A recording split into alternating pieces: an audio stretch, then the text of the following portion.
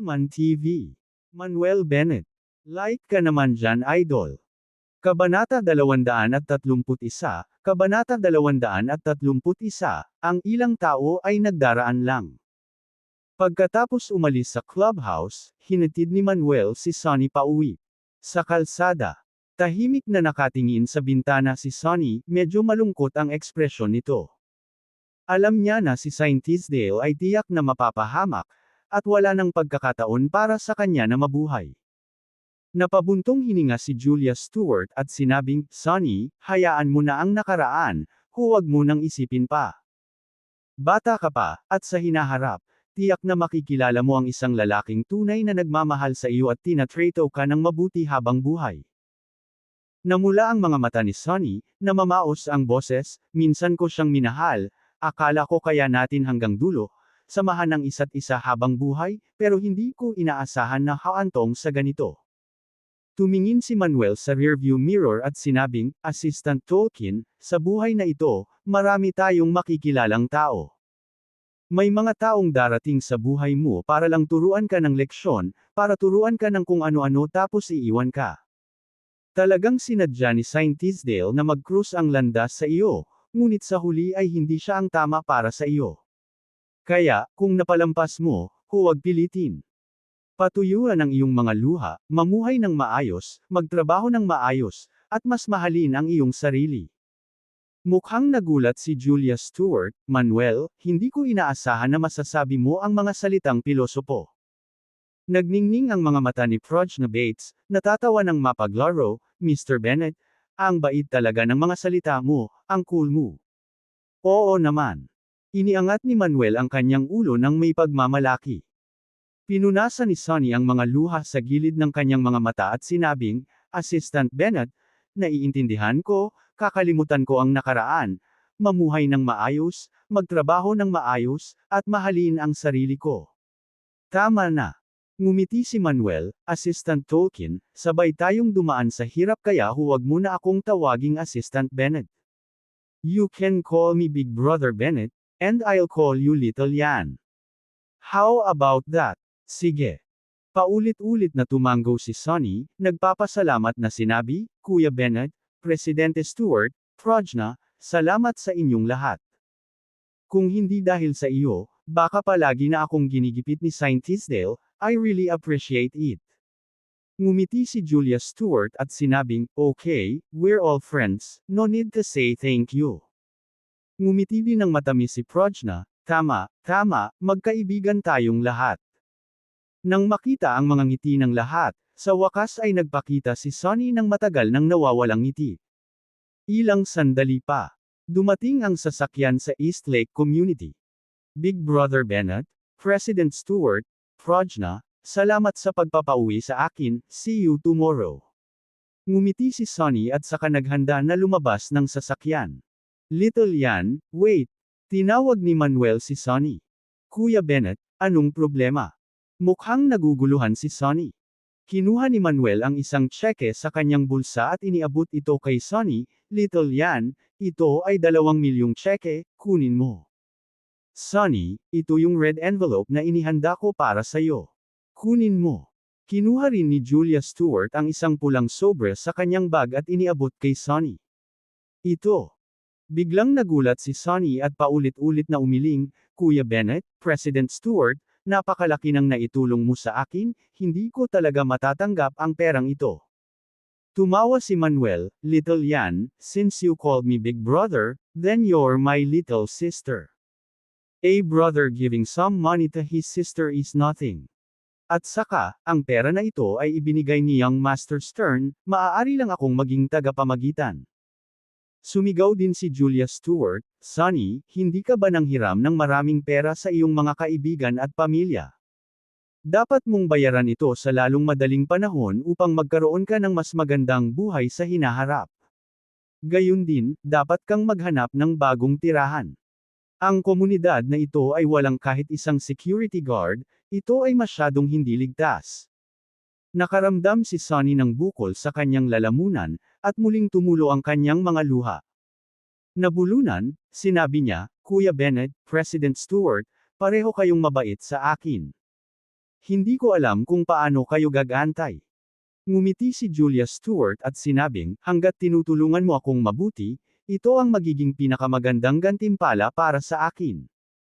Oo. Sumangot si Sonny at sinabing, President Stewart, babayaran ko ang iyong kabutihan sa buong buhay ko. At, talagang babayaran ko ang perang ito sa lalong madaling panahon. Noong una ay gustong sabihin ni Manuel na hindi na kailangang magbayad, ngunit alam niyang proud na proud si Sonny, kaya kung hindi niya hahayaang bayaran ito, hindi niya tatanggapin ang pera. Kaya, tumango siya at sinabing, sige, magtrabaho ka at kapag kumita ka ng malaki sa hinaharap, hindi pa huli ang lahat para bayaran kami. Okay, Mr. Bennett. Nakangiting tumango si Sonny saka bumaba ng sasakyan at naglakad papasok ng building. Napabuntong hininga si Julia Stewart, kawawa naman talaga ang babaeng ito. Napabuntong hininga si Manuel, oo, napakaraming kapaspalad na tao sa mundong ito, ang magagawa natin ay subukan ang lahat para matulungan ang mga nangangailangan ng tulong. Tumingin si Julia Stewart kay Manuel at sinabing, Manuel, lalo akong nahihirapang basahin ka. Minsan ikaw ay mapagpasyahan at walang awa. Ngunit kung minsan ikaw ay mabait at matuwid, handang mag-isip para sa iyong mga kaibigan at tulungan silang lutisin ang mga paghihirap. Tumango si Prajna Bates, lubos na sumasang-ayon sa mga salita ni Julia Stewart. Noong una niyang nakilala si Manuel, akala niya ay walang awa ito. Ngunit pagkatapos na makasama si Manuel, napagtanto niya na talagang mabuting tao ito. Gayunpaman, napansin din niya na si Manuel ay walang awa lamang sa kanyang mga kaaway, ngunit hindi kapani-pani walang mabuti sa kanyang mga kaibigan. Si Manuel ay likas na may mga prinsipyo sa pakikitungo sa mga tao. Igalang ang iba, at mas igagalang kanila. Huwag masaktan ang mga tao maliban kung nasaktan kanila, ngunit kung gagawin nila, dapat kang gumanti. Pagalingin ang mga karaniwang tao gamit ang kanyang mga kasanayang medikal sa kanyang kaliwang kamay, at hatulan ang mabuti at masama gamit ang kanyang kamay na bakal sa kanyang kanang kamay. Humalaklak siya at sinabing, Julia, lahat ay may maraming aspeto. Ito ay tiyak na dahil dito na ito ay bumubuo ng pinakatunay na mga tao sa mundong ito. Bahagyang tumango si Julia Stewart, sa pag-aakalang may kabuluhan ang mga salita ni Manuel. Pinaandar ni Manuel ang sasakyan, sige, gabi na, uwi na tayo. Oo, uwi na tayo. Bahagyang kumerba ang mga labi ni Julia Stewart, na nagpapakita ng nakakaantig na ngiti. Kinabukasan, madaling araw. Nagmaneho si Manuel sa East Beauty Pharmaceuticals kasama sina Julia Stewart at Prajna Bates. Pagkalabas nila ng elevator, nakita nila si Sonny Tolkien na naghihintay sa may pinto na may hawak na folder. Si Sonny ay nakasuot ng itim na professional suit, silver-rimmed na salamin, at nakapusod, na mukhang may kakayahan at masigla gaya ng dati. Magandang umaga, Presidente Stewart, Mr. Bennett, Prajna. Nakangiting bati ni Sonny sa kanila. Magandang umaga. Magiliw na ngumiti si Julia Stewart, sinabing, Sonny, bakit hindi ka magpahinga ng ilang araw bago pumasok sa trabaho? Umiling si Sonny at sumagot, President Stewart, gusto kong bumalik sa trabaho sa lalong madaling panahon upang makalimutan ko ang masasamang bagay na iyon. Sige. Tumango si Julia Stewart, naglalakad patungo sa opisina habang sinasabing, then report the work schedule for the past few days. Oo. Sumunod si Sonny at nagulat, President Stewart, tumawag ang pabrika kaninang umaga para sabihin na nagawa na ang pangalawang batch ng Jade Beauty facial masks. Tinanong ni Julia Stewart, ilan ang ginawa sa ikalawang batch? Sagot ni Sonny, may 1.5 million boxes. Very good.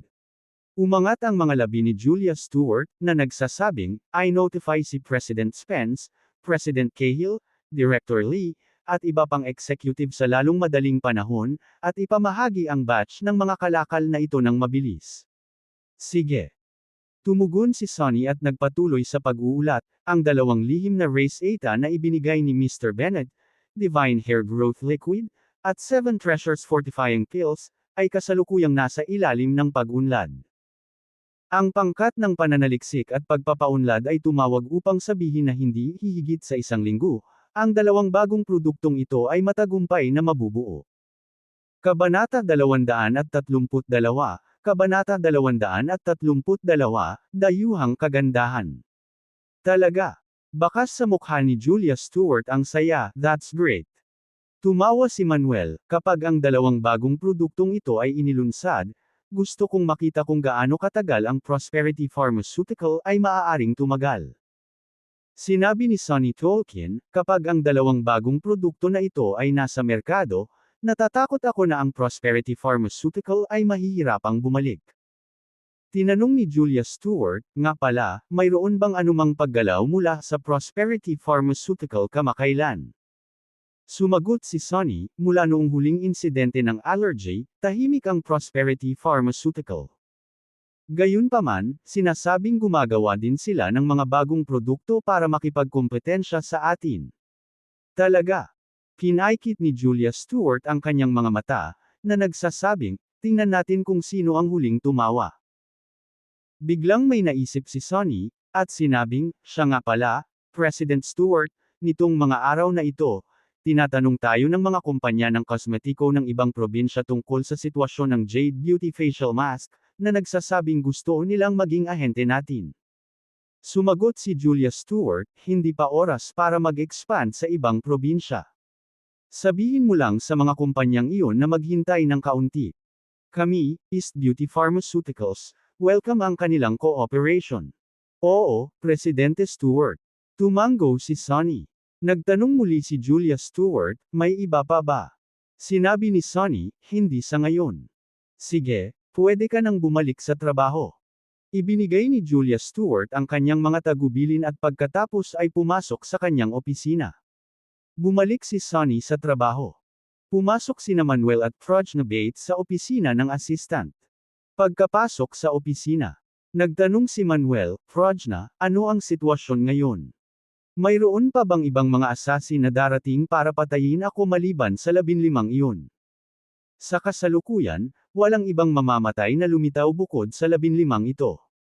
Sumagot si Prajna at nagpatuloy, mukhang ang ibang mga pumatay sa Assassin World ay nagpaplanong manood ng palabas. Kung tutuusin, sa kanilang mga mata, na may 15 killer na ipinadala, maging ang Hell Messenger ay dumating na, wala kang mapupuntahan kundi mamatay. Talaga. Napakamot ng baba si Manuel at ngumisi, ipapaalam ko sa kanila na hindi magiging ganoon kadali ang pagkuha ng bounty para patayin ako. Pagkatapos, muling nagtanong si Manuel, nakarating na ba talaga sa River City ang 15 killer na iyon? Kung meron man, bakit hindi pa sila kumikilos? Hindi ako sigurado. Umiling si Prajna at sinabing, siguro nakarating na sila sa River City at lihim na sinisiyasat ang iyong sitwasyon. Kapag naintindihan na nila ang iyong sitwasyon, tiyak na kikilos sila. Pinaikit ni Manuel ang kanyang mga mata, well, then I'll just wait. Sana lang hindi sila masyadong mahina, kung hindi, hindi magiging masaya. Habang tumatagal ang kanyang mga salita, biglaan, may tumawag sa kanyang cellphone. Kinuha ni Manuel ang kanyang telepono at nalaman na ito ay isang tawag mula sa front desk, kaya sinagot niya ito. Sa sandaling nakakonekta ang tawag. Assistant Bennett, may naghahanap sa iyo. Dumating ang boses ng receptionist. Sino ang naghahanap sa akin? Naguguluhang tanong ni Manuel. Ang sabi ng receptionist, hindi ko alam, mas mabuting bumaba ka at tingnan. Sige, bababa na ako. Dahil doon, ibinaba ni Manuel ang telepono. Kuya Bennett, anong nangyayari? Tanong ni Prajna. Sinabi ni Manuel, sinabi ng receptionist na may naghahanap sa akin at hiniling sa akin na bumaba at suriin. Sinabi ni Prajna, kung gayon, sasama ako sa iyo. Okay. Tumango si Manuel at lumabas ng opisina kasama si Prajna Bates, sumakay sa elevator papunta sa lobby sa unang palapag. Pagdating sa unang palapag, nakita nila ang isang pulutong ng mga tao sa bulwagan, na nagbubulungan sa isa't isa.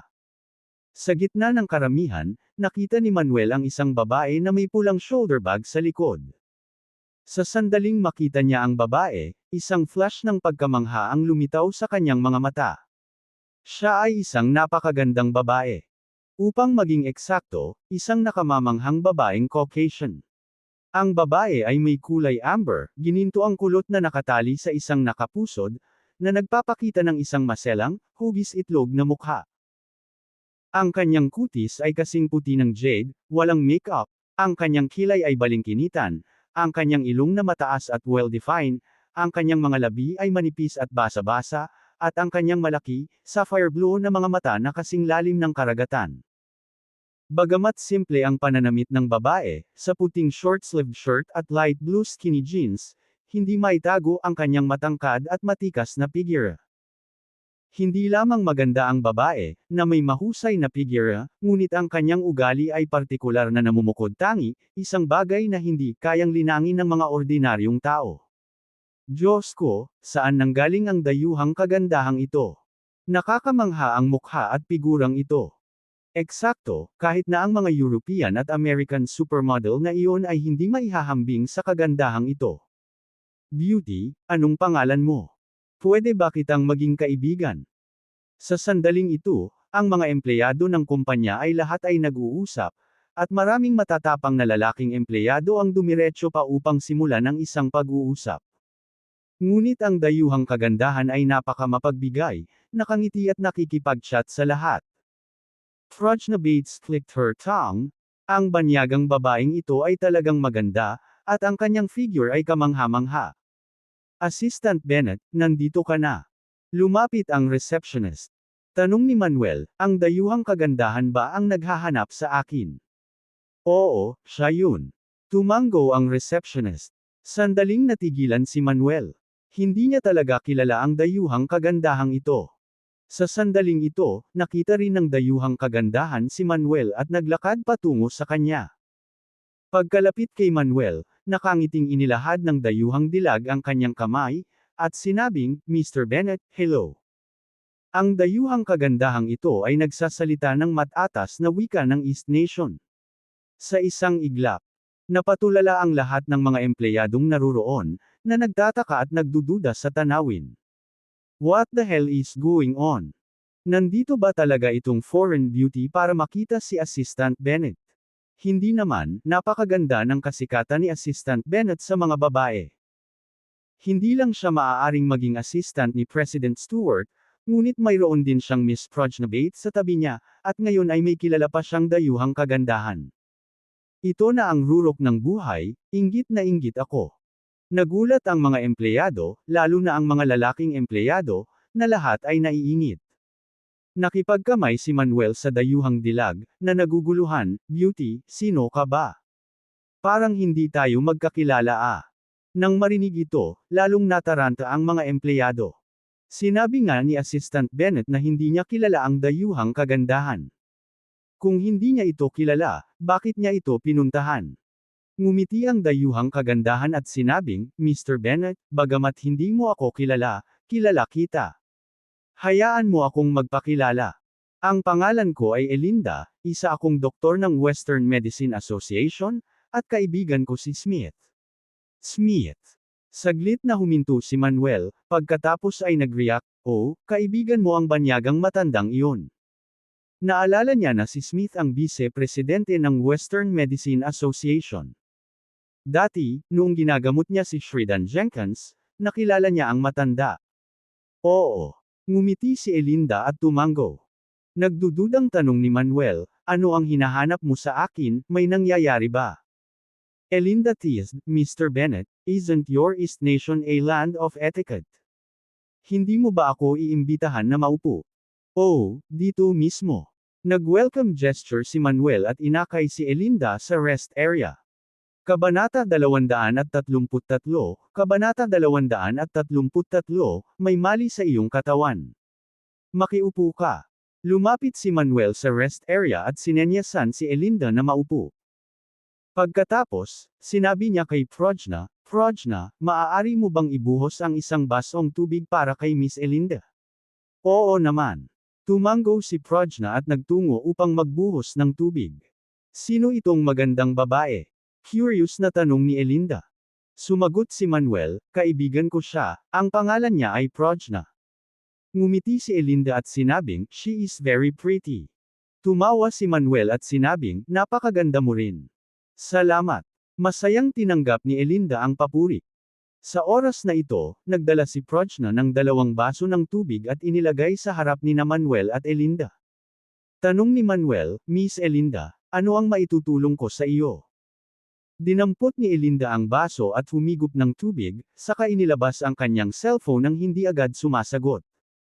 Binuksan niya ang isang maikling video sa kanyang mobile phone at nagtanong, Mr. Bennett, ikaw ba ang taong ito? Sa video ay ginagamot ni Manuel si Shridan Jenkins. Tumango si Manuel at sinabing, oo, ako ito. Oh my God, ikaw talaga. Napuno ng pananabik ang mga mata ni Elinda, Mr. Bennett, is your traditional East Nation medicine really so amazing? Sinabi ni Manuel, ang tradisyonal na gamot ng East Nation ay malalim at napakalawak, kaya natural na kamangha-mangha. Excited na tanong ulit ni Elinda, can you explain why these silver needles vibrate on their own? Paano ko ipapaliwanag ito sa iyo? Napakamot ng ulo si Manuel at sinabing, Miss Elinda, alam mo ba kung ano ang true chi? Siyempre, alam ko. Sumagot si Elinda at muling nagtanong, may kaugnayan ba sa true chi ang vibration ng mga silver needles na ito? Oo. Tumango si Manuel at sinabing, ito ay dahil gumagamit ako ng true chi guided needles, kaya ang mga pilak na karayom ay nag-vibrate. So ano ang true chi? Tila naging curious na sanggol si Elinda, nagtatanong pa. Si Prajna, na nakatayo sa tabi nila, ay nakinig ng may malaking interes. Bilang isang martial artist, natural na alam niya ang pagkakaroon ng true chi. Gayunpaman, wala siyang alam tungkol sa tradisyonal na gamot. Nag-isip sandali si Manuel at sinabing, maaari mong isipin ang true chi bilang isang uri ng enerhiya. Ito ay dahil ang mga karayom ay may enerhiya na nakakabit sa kanila kaya sila ay nag-vibrate. Maaari mo bang ipakita ito para sa akin? Elinda si Manuel. Sige, ipapakita ko sa iyo. Nang makitang interesado si Elinda sa tradisyonal na gamot, sumang-ayon si Manuel. Ang gamot sa kanluran ay palaging may pag-aalinlangan sa tradisyonal na gamot, sa paniniwalang ito ay pamahiin at hindi nakapagpapagaling ng mga sakit. Ngayon, ito ang perpektong pagkakataon upang ipakita sa mga kanluraning doktor na ito na ang tradisyonal na gamot ay hindi pamahiin kundi isang sinaunang at mahiwagang kasanayang medikal. Bukod dito, ang babaeng ito ay isang doktor ng Western Medicine Association, na itinuturing na isang awtoridad. Kung makakatulong sila sa pagsulong ng tradisyonal na gamot sa buong mundo, mas mabuti iyon. Sa pag-iisip nito, tumingin si Manuel kay Elinda at nagtanong, Miss Elinda, nakakaranas ka ba ng pananakit ng iyong kanang braso kamakailan? Paano mo nalaman? Nagulat si Elinda kay Manuel. Siya ay gumagawa ng ilang malalaking operasyon sa panahong ito, na humantong sa ilang pananakit sa kanyang kanang braso. Gayunpaman, hindi niya sinabi sa sinuman ang tungkol dito. Bahagyang ngumiti si Manuel at sinabing, ang tradisyonal na gamot ay binibigyang diin ang apat na pamamaraan ng diagnostic, at ang pagmamasid, lamang ang pinakapangunahing paraan. So, pwede mo ba akong pagalingin? Nag-aalalang tanong ni Elinda. Oo naman. Tumango si Manuel at sinabing, maraming paraan para pagalingin ang iyong braso, ngunit dahil gusto mong makita ang aming tradisyonal na kasanayan sa acupuncture, gagamit ako ng acupuncture para gamutin ka. Ipinikit ni Elinda ang kanyang sapphire blue na mata at nagtatakang nagtanong, paano ako makikipagtulungan sa iyo? Sinabi ni Manuel, kailangan mo lang magpahinga, iunat ang iyong kamay at ilagay ito sa mesa. Okay. Tugon ni Elinda at saka iniunat ang kanang braso at inilagay sa mesa. Si Manuel ay naglabas ng isang kahon ng karayom at kinuha ang isang pilak na karayom mula dito. Kaagad pagkatapos, pinakilos niya ang true chi sa loob ng kanyang katawan, at ang kanyang kanang kamay ay mahinang nanginginig. Whoosh! Ang pilak na karayom ay bumaril, na sinamahan ng isang nakasisilaw na pilak na ilaw, at tumpak na tumusok ng isang acupoint sa kanang braso ni Elinda. Dahil ito ay isang maliit na isyu lamang, isang karayom ay sapat na. Matapos makapasok ang karayom sa acupoint, lumitaw ang isang gintong liwanag mula dito, at nagsimula itong manginig ng malumanay. Oh my God! This is so amazing! Napatitig si Elinda sa pilak na karayom sa kanyang braso na nanlalaki ang mga mata, puno ng gulat. Nakita lang niya si Manuel na nagsagawa ng acupuncture sa mga video at larawan noon, at iyon ay naging dahilan upang siya ay masindak. Ngayong nakikita ito ng sarili niyang mga mata, tumindi ang pagkabigla sa kanyang puso. Dahil dito, mas marami pa siyang tanong. Si Prajna, na nakatayo sa tabi nila, ay kinusot ang kanyang malalaking mata at pinanood ang eksenang ito. Kahit na nakita niya si Manuel na gumanap ng kanyang mga kasanayang medikal ng higit sa isang beses, sa bawat pagkakataon ay hindi kapani-paniwalang nakakagulat. Sa loob lamang ng ilang minuto, tumigil sa pag-vibrate ang pilak na karayom. Ikinaway ni Manuel ang kanyang kanang kamay, binawi ang pilak na karayom, at sinabing, "Miss Elinda, igalaw mo ang iyong braso at tingnan kung ito ay mas mabuti." Itinaas ni Elinda ang kanyang braso, pinaikot-ikot ito, at biglang napuno ng saya ang kanyang mga mata, "Mas maganda. Mas maganda na ngayon. Ang aking braso ay maaaring gumalaw ng normal, at wala ng sakit." Pagkasabi noon, tiningnan niya si Manuel na parang nakatuklas ng isang kayamanan at sinabing, "Ang tradisyonal na gamot ay talagang kamangha-mangha at makapangyarihan. Isang karayom lang, gumaling na ang braso ko." Bahagyang ngumiti si Manuel at sinabing, "Miss Elinda, bukod sa isyu sa braso mo, may problema ka pa ba sa kalusugan?" "Hindi, hindi, hindi."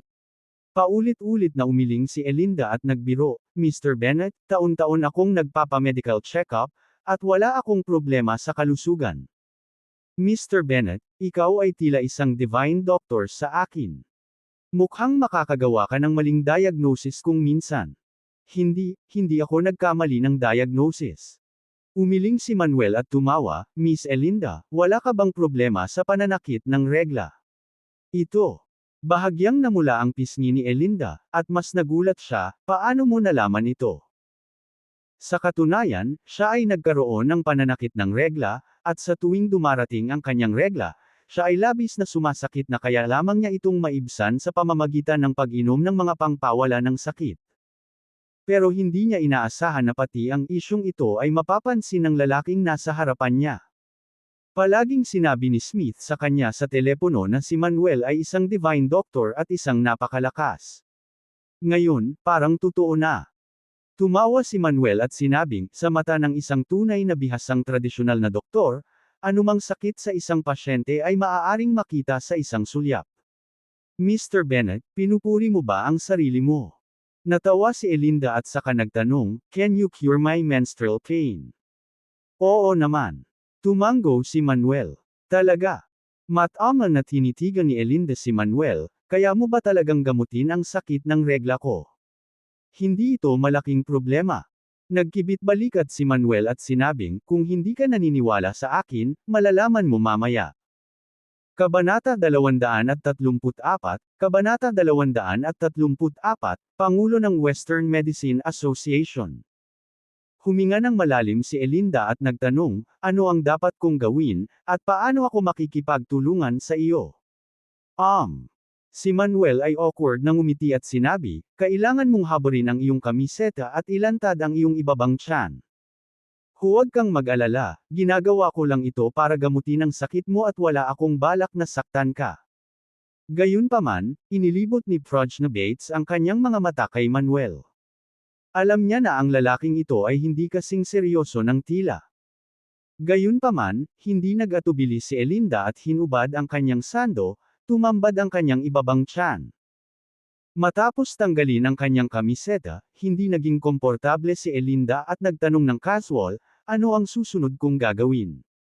Ngayon lang, nakatago ang kanyang figure sa ilalim ng kanyang maikling manggas. Pero ngayong nahubad na ni Elinda ang kanyang sando, bumungad sa lahat ang kanyang hubog na katawan. Ang figure ng babaeng ito ay tunay na mahusay, na may taba sa lahat ng tamang lugar at payat sa iba.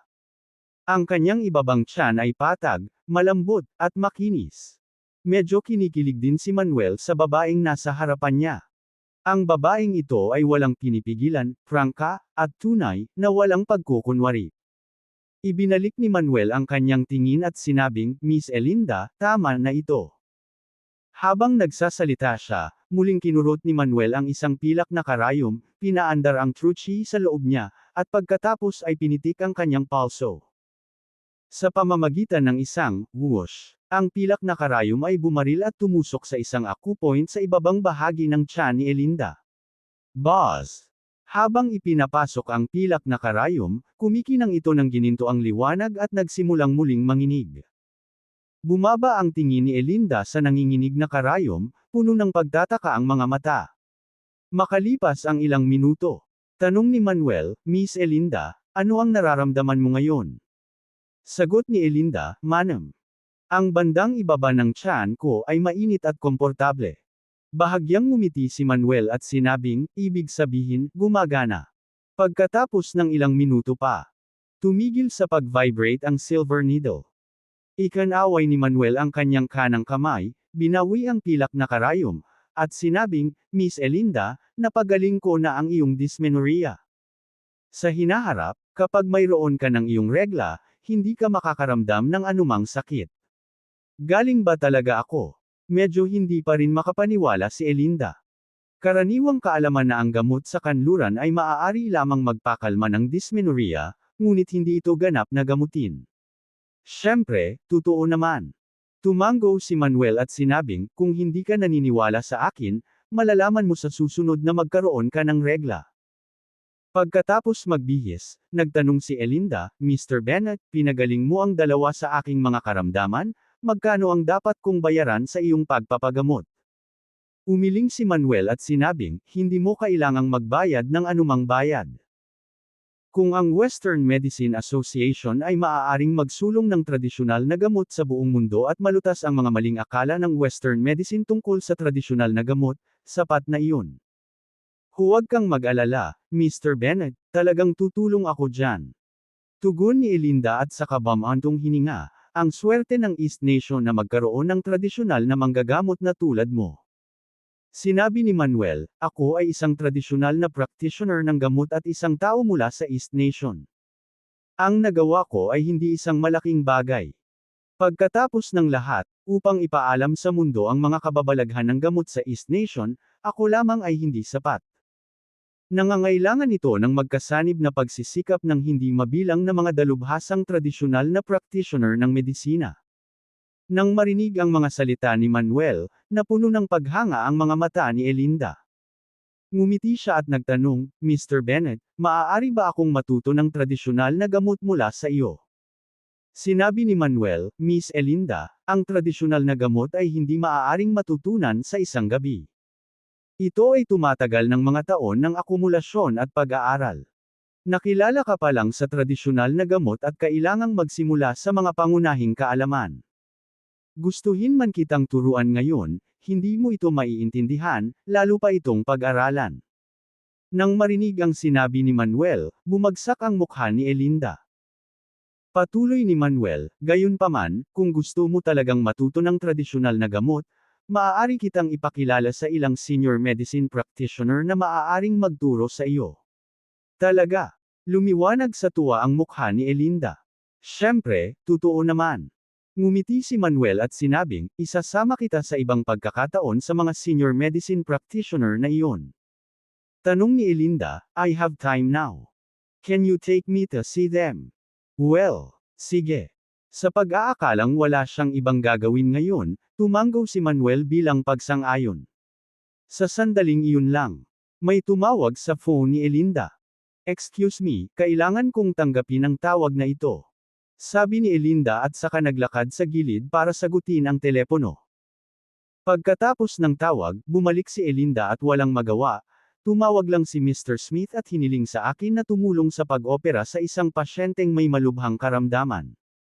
Mukhang kailangang ipagpaliban ng pagpupulong kasama ang mga senior medicine practitioner na iyon. Sabi ni Manuel, ayos lang. Sige na bahala ka sa trabaho mo. Pwede mo akong kontakin anytime pagkatapos mo. Nag-isip sandali si Elinda at sinabing, Mr. Bennett, bakit hindi ka sumama sa akin? Pagkatapos kung matapos ang operasyon, maaari na tayong makipagkita sa mga senior medicine practitioner na iyon. Tumango si Manuel at sinabing, sige, sasama ako. Sabi ni Elinda, sinabi lang sa akin ni Mr. Smith na may darating para sunduin ako, at dapat nandito na sila. Punta tayo sa entrance ng kumpanya para maghintay. Okay. Tumango si Manuel at sinabi kay Prajna, Prajna, pakisabi kay Chen Mei na kailangan kong lumabas sandali. Nagkibit-balikat si Prajna at sinabing, sige, ikaw ang papagalitan ni Sister Stewart kapag late ka nakabalik, hindi ako. Kinagat ni Manuel ang gilid ng kanyang bibig at sinabing, sabihin mo sa kanya na babalik ako sa lalong madaling panahon. Pagkasabi noon ay sinundan ni Manuel si Elinda sa pasukan ng kumpanya. Saglit lang silang naghintay. Isang army green na off-road na sasakyan na may mga espesyal na plaka ng lisensya ay nagmaneho mula sa isang malayong lugar, huminto sa pasukan ng kumpanya. Bumukas ang pinto ng sasakyan. Lumabas sa sasakyan ang isang matangkad, matipunong lalaking nasa katanghaliang gulang na may maikling buhok, makapal na itim na kilay, maitim na balat, at isang kahangahangang kilos. Mula sa kanyang bahagyang mambak na mga templo at kalyo sa magkabilang kamay, kitang-kita na siya ay isang martial practitioner. Tumingin si Manuel sa kotse at pagkatapos ay sa nasa katanghaliang gulang na lalaki, nanlilisik ang kanyang mga mata. Mukhang may background ang taong humiling kay Elinda na tretuhin sila. Habang papalapit ang medyo may edad na lalaki, ngumiti ito kay Elinda at inilahad ang kanyang kamay, President Elinda, nice to meet you. My name is Mark Harrison. Mr. Smith asked me to pick you up. Nakipagkamay si Elinda kay Mark, nice to meet you, Mr. Harris.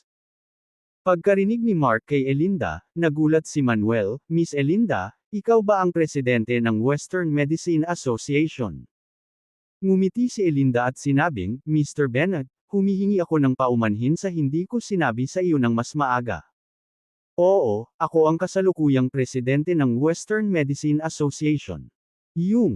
Napuno ng pagtataka ang mga mata ni Manuel. Hindi niya akalain na ang babaeng nasa harapan niya ang magiging presidente ng Western Medicine Association. Bukod dito, ang pangulo ng Western Medicine Association ay napakabata, hindi ba? No wonder naisip niya na may kakaibang aura ito nang una niya itong makita. Siyempre, hindi mamaliitin ni Manuel si Elinda dahil lang sa bata pa siya. Dahil ang babaeng ito ay maaaring maging presidente ng Western Medicine Association, dapat ay mayroon siyang kakaibang kakayahan. President Elinda, pwede ko bang tanungin kung sino itong Ginoo? Tumangala si Mark kay Manuel at nagtanong. Kabanata 235, Kabanata 235, kaya kung subukan. Ipinakilala ni Elinda, ito ang aking kaibigan, si Manuel, isang practitioner ng tradisyonal na gamot. Tumigil sandali, nagtanong si Elinda, Mr. Harris, maaari ko bang isama si Mr. Bennett para makita ang pasyente? Siyempre, dahil kaibigan siya ni President Elinda. Tumango si Mark Harrison at saka inabot ang kamay ni Manuel na nakangiti, Hello Mr. Bennett. Hello. Nakangiti ring ibinalik ni Manuel ang pakikipagkamay. Habang nagkakamay sila, pinalaki ni Mark Harrison si Manuel. Pero kahit anong itsura niya, parang napaka-ordinaryo ni Manuel sa kanya. Binawi ni Mark Harrison ang kanyang kamay at gumawa ng malugod na kilos, President Elinda, Mr. Bennett, please. Pagkatapos, sinundan ni Manuel sina Elinda at Mark Harrison sa kotse at umalis sa East Beauty Pharmaceuticals. Sa kalsada, tanong ni Elinda, Mr. Harris, kumusta na po ang kalagayan ng pasyente? Sumagot si Mark Harrison, napakasama ng kalagayan ng aking ama, at siya ay nakoma. Sinabi ni Vice President Smith at ng iba pang mga doktor na kailangang operahan ang tatay ko sa lalong madaling panahon. Kung hindi, natatakot ako na baka hindi makayanan ng tatay ko ngayong gabi. Sabi ni Elinda, pwede ko bang makita ang medical records ng pasyente? Kumuha si Mark Harrison ng file sa front passenger seat at iniabot kay Elinda. Kinuha ni Elinda ang file at sinimulang basahin. Sumandal din si Manuel para magbasa. Maya-maya ay biglang nagdilim ang ekspresyon ng mukha ni Elinda, Mr. Harris, grabe ang kalagayan ng iyong ama. May isang piraso ng shrapnel sa kanyang puso, 2 piraso sa kanyang bato, at 3 piraso sa kanyang baga. Bukod dito, Ayon sa mga tala, ang mga piraso ng shrapnel na ito ay nasa katawan ng iyong ama sa loob ng maraming taon. Curious ako. Bakit hindi siya inoperahan noon? Mapait na sagot ni Mark Harrison, noong bata pa ang tatay ko, lumaban siya sa ilang laban at nasugatan. Sa oras na iyon, ang mga kondisyong medikal ay limitado, at bagaman ang ilan sa mga shrapnel ay naalis, ang natitira ay nanatili sa kanyang katawan, hindi mailabas. Sa paglipas ng mga taon, ang aking ama ay umasa sa gamot upang mabuhay siya, at wala ng mga problemang lumitaw. Sa hindi inaasahan, ang kalusugan ng aking ama ay lumala kamakailan, at ito ay dahil sa mga piraso ng shrapnel na ito. Nang marinig ang mga salita ni Mark Harrison, sa wakas ay naunawaan ni Manuel ang sitwasyon. Noon, ang East Nation ay nasa kaguluhan, na may patuloy na mga digmaan. Dahil lamang sa mga taong tulad ng ama ni Mark Harrison na nagtanggol sa East Nation, na nagsapanganib ng kanilang buhay at nagbuhos ng dugo, na mayroon na ngayong isang mapayapa at maayos na East Nation. Malaki ang paggalang ni Manuel sa mga tao ng henerasyong iyon. Tumango si Elinda, Mr. Harris, ang mga piraso ng shrapnel na ito ay halos tumubo na kasama ng puso, bato, at baga ng iyong ama. Kung sapilitang tatanggalin, ang puso, bato, at baga ng iyong ama ay magdudugo ng husto, na lubhang mapanganib. Kaya, Mr. Harris, malinaw kong masasabi sa iyo ngayon na kahit na siya ay sumailalim sa operasyon, ang tsansa ng iyong ama na mabuhay ay maaaring 30% lamang. Ano? 30%? Si Mark Harrison ay namangha, na may mapupulang mga mata, tinanong niya, President Elinda, ikaw ang presidente ng Western Medicine Association at isang autoridad sa larangan. Hindi mo ba mailigtas ang aking ama? Napabuntong hininga si Elinda, mahirap talaga ang ganitong operasyon. Kahit na sinubukan ng iba pang nangungunang surgeon sa mundo, ang pagkakataong mailigtas ang iyong ama ay wala pa ring 30%. Nagmakaawa si Mark Harrison, Pangulong Elinda, mangyaring iligtas ang aking ama. Kung mailigtas mo ang aking ama, ang pamilya Harrison ay lubos na magpapasalamat. Sinabi ni Elinda, kailangan kong makita ang aktwal na kalagayan ng pasyente bago ako gumawa ng desisyon, ngunit huwag masyadong mataas ang iyong pag-asa. Sige. Mahinang tumango si Mark Harrison. Sa aking palagay, hindi dapat maging napakahirap na alisin ang lahat ng mga shrapnel at iligtas ang iyong ama, sabi ni Manuel na kanina patahimik. Nagtatakang tumingin si Elinda kay Manuel, Mr. Bennett, are you serious? Oo naman. Tumango si Manuel, kung gagawin ko ang operasyong ito, ang tsansa ng pasyente na mabuhay ay hindi bababa sa 70%. Paano? Paano naging posible? Gulat na napatingin si Elinda kay Manuel. Saglit na nag-alinlangan si Mark Harrison bago bumantong hininga, Mr. Bennett, I know you're trying to comfort me. Pero dahil kahit si President Elinda ang nagsabi niyan, dapat totoo. Bukod dito, hindi pa ako nakarinig ng tradisyonal na gamot na nagsasagawa ng operasyon. Hindi ko rin narinig ang tradisyonal na gamot na gumaganap ng operasyon. Dagdag ni Elinda. Sinabi ni Manuel, dahil hindi mo pa ito narinig ay hindi nangangahulugan na ang tradisyonal na gamot ay hindi maaaring magsagawa ng operasyon. Ang tradisyonal na gamot ay maaaring magsagawa ng operasyon, at maaari itong masubaybayan pabalik sa isang mahabang kasaysayan. Halimbawa, si Divine Dr. Lucas Hodge, court physician na si Nestor Yu, at iba pang tradisyonal na medikal na practitioner ay nagsagawa ng operasyon. Sumabad si Mark Harrison, Mr. Bennett, baka may mga tradisyonal na doktor na maaaring magsagawa ng operasyon sa nakaraan.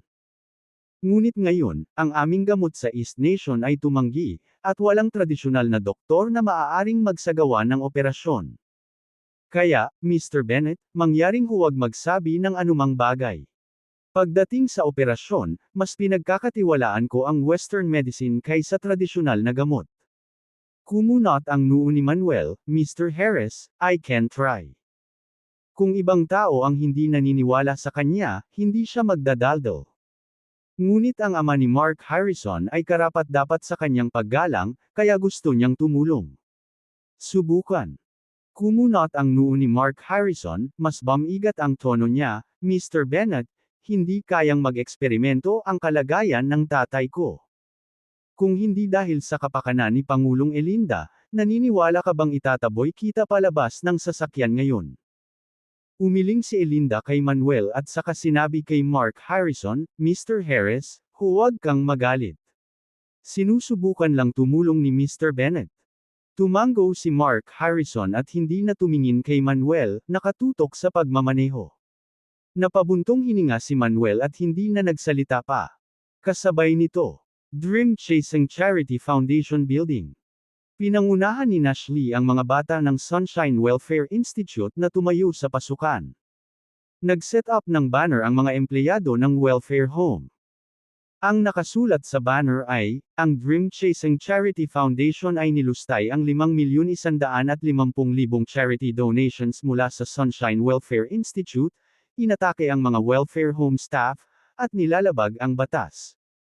Sa sandaling ito, nakita ng mga empleyado at mga dumadaan ng eksena at nagsimulang tumuro at bamulong. What's going on? Talaga bang nilustay ng Dream Chasing Charity Foundation ang mga donasyon mula sa Sunshine Welfare Institute? Talagang totoo. Nabalitaan ko na ang Dream Chasing Charity Foundation ay nangungurakot ng mga donasyon mula sa iba't ibang welfare home sa River City, at ang mga welfare home na iyon ay dumating para magprotesta, ngunit lahat sila ay pinigilan. Narinig ko na ang Dream Chasing Charity Foundation ay may malalim na background. Ang maliliit na welfare home na ito ay hindi kayang labanan ito. Tama, kapag nahaharap sa mga ganitong sitwasyon, ang maliliit na welfare home na ito ay maaari lamang sumuko. Nagbulungan at umiling ang mga manunood sa awa. Sa puntong ito, isang grupo ng mga security guard ang lumabas ng gusali.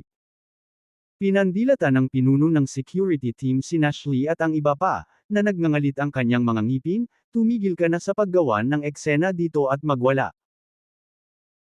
Kabanata 236, Kabanata 236, Isang Kislap ng Pag-asa. Sinabi ni Nashley, kung hindi ibabalik ni Chairman Leinster ang pera namin, hindi kami aalis. Bayaran mo, bayaran mo, bayaran mo. Nagsimula na ring mag-shake fists at sumigaw ang mga staff at mga bata. Ikaw. Galit na sabi ng security captain, anong kalokohan ang pinagsasabi mo? Kailan kinukurakot ng foundation natin ang mga charity donations mo? Lumabas ka, umalis ka na dito. Mataimtim na sinabi ni Nashley, hindi mahalaga kung hindi mo aminin, mayroon kaming ebidensya sa aming mga kamay. Nakuha ng surveillance camera ng aming welfare home ang iyong mga aksyon kagabi, dapat mong ibalik ang pera. Eksakto. Bayaran mo. Bayaran mo. Sunod-sunod na ring nakiisa ang mga staff. Captain Lewis, ano ang dapat nating gawin ngayon? Dapat ba tayong kumilos o hindi? Tanong ng isang security guard sa kapitan. Kumunot ang noo ng security captain at sinabing, huwag ka nang kumilos. Pupunta ako at tatanungin ko ang chairman kung ano ang gagawin. Pagkasabi noon, naglakad ang security captain sa isang tabi, kinuha ang kanyang mobile phone at tumawag. Sa sandaling ito, sa opisina ng Pangulo. Isang kabataang babae, makapal ang ayos at nakadamit na mapang-akit, ay nakaupo sa kondongan ng isang mabilog, kalbong nasa katanghaliang gulang na lalaki, na may halong pagsasabi, Darling, ngayong may pera ka na, kailangan mong maghiganti para sa akin. Ang dalagang ito ay ang internet celebrity na si Rene Jordan, na tinanggal sa Furryworks Live. At ang nasa katanghaliang gulang na lalaki ay si Grayson Luther, ang presidente ng Dream Chasing Charity Foundation. Si Grayson Luther ang numero 1 kuya ni Rene Jordan, kaya matagal na niya itong kilala. Kagabi, habang pinag-iisipan ito ni Rene Jordan, lalo siyang nagalit, kaya sinabi niya kay Grayson Luther ang tungkol sa pagkolekta ng Sunshine Welfare Institute ng mga donasyong kawanggawa. Ito ang dahilan kung bakit nagpadala si Grayson Luther ng mga tao sa Sunshine Welfare Institute para sa pera. Si Grayson Luther, na nakahawak sa baywang ni Rene Jordan, ay nakangiting ngumiti, huwag kang mag-alala, Jordan. I've got this. Kahit sino pa ang nang-aapi sa iyo, babayaran ko sila. Humajijek si Rene Jordan at sinabing, "Salamat, mahal. Jordan, hindi na ako makapaghintay, simulan na natin." Tumawa si Grayson Luther at humalik kay Rene Jordan. Rene Jordan played coy, "Nako, huwag na." Pero maya-maya lang, may pumasok na tawag sa desk phone. "Sino ang humahadlang sa akin?" Inis na sabi ni Grayson Luther, at saka sinagot ang tawag. "Sino yun? Anong problema?" "Chairman, hindi aalis ang matandang iyon, pinilit niyang ibalik ang pera, ano ang dapat nating gawin ngayon?" Dumating ang boses ng security captain. Sinabi ni Grayson Luther sa malalim na boses, "Huwag mong isipin ang matandang iyon, kapag nakita niyang wala itong silbi, natural na aalis siya." Nagpatuloy ang security captain, "Pero chairman, parami ng parami ang nagtitipon, ano ang dapat nating gawin?" Galit na sabi ni Grayson Luther, "Kailangan mo ba akong tanungin yan? Itaboy mo na lang sila." "Sige, may importante akong gagawin ngayon, huwag mo na akong tawagan maliban kung kinakailangan." "Oo, chairman." Sumagot ang security captain. "Ang isang grupo ng mga walang kabuluhan, kailangan nilang tanungin ako kahit na para sa mga walang kabuluhang bagay." Pagmamaktol ni Grayson Luther at ibinaba ang telepono. Tanong ni Rene Jordan, "Darling, hindi pa ba umaalis ang matandang iyon?" "Oo." Tumango si Grayson Luther, at hindi nasisiyahang sinabi, "Hindi ko akalain na ang matandang lalaki ay walang kamalay-malay sa sitwasyon, talagang gumawa siya ng kaguluhan dito." Tanong ni Rene Jordan, "Darling, wala namang masamang mangyayari di ba? Huwag kang mag-alala, walang mangyayaring masama. Naharap ko na ang ganitong bagay ng higit sa isang beses, at sa tuwing itinutulak ko ito pababa." Walang pakialam na sabi ni Grayson Luther at saka ngumiti ng masama, "Jordan, tumutok tayo sa mahahalagang bagay." Dahil doon, itinulak ni Grayson Luther si Rene Jordan sa desk ng kanyang opisina. Samantala, dumating sina Manuel at Elinda sakay ng kotse sa pasukan ng isang pribadong ospital na tinatawag na Renji. Ang ilang mga solemn na ang mukha ng mga sundalo ay makikita na nagbabantay sa pasukan. Pagkababa nila sa sasakyan, dinala ni Mark Harrison sina Manuel at Elinda sa pribadong ospital. Ilang sandali pa ay dumating na ang tatlo sa isang ICU. Nakita rin ang ilang sundalo na nagbabantay sa pasukan ng ward. Pagpasok sa ward, nakita nila ang ilang doktor na nakasuot ng puting Amerikana na tinatalakay ang kalagayan ng pasyente. Ang mga doktor na ito ay pawang mga kilalang Western medicine practitioner sa East Nation na nag-publish ng maraming mga papel sa internasyonal na larangan ng medikal at lumahok sa pag-edit ng mga medikal na libro. Kabilang sa kanila si Mr. Smith at ang kanyang pangkat. Bilang karagdagan sa mga doktor, naruroon din ang mga miyembro ng pamilya ng pasyente. Nakahiga sa kama ang isang payat, hindi masyadong matangkad, maputi ang buhok na matandang lalaki. Ang mukha ng matanda ay puno ng mga kulubot, bakas na iniwan ng mga taon. Ang matandang ito ay walang iba kundi ang kasalukuyang commander ng South City War Zone, si Leon Harris. "President, sa wakas nandito ka na." Nang makitang papasok si Elinda, sumugod si Mr. Smith at ang iba pa para batiin siya. "Mr. Bennett, nandito ka rin."